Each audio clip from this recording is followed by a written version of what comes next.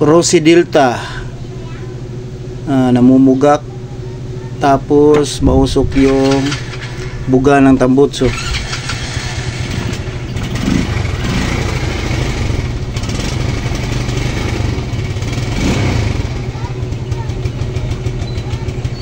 So ayan, namumugak siya, tapos mausok yung buga ng tambutso.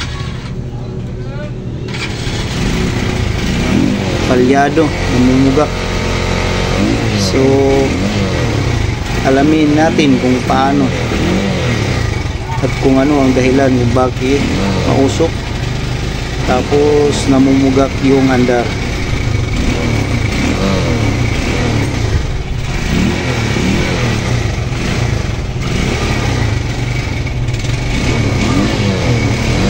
So yan, titingnan talaga, mausok talaga siya.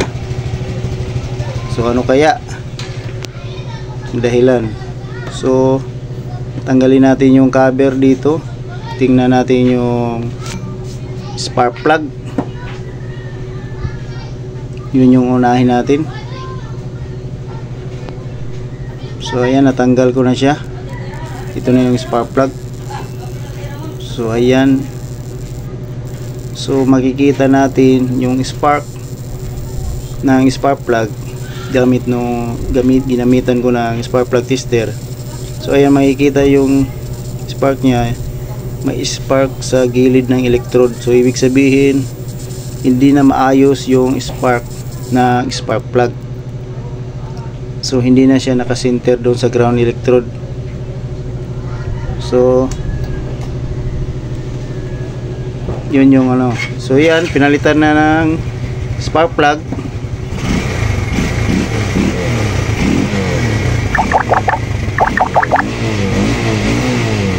Tapos ano, nilinisan ko na rin yung carburetor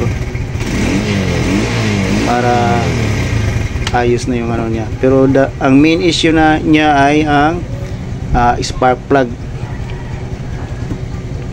Kasi sa makikita natin dun sa spark plug tester, kalat na yung spark niya doon sa electrode. So yan, goods na to. Wala nang makikitang mausok, di gaya ng kanina. Tapos namumugak yung andar. So ayan, okay na. Alright.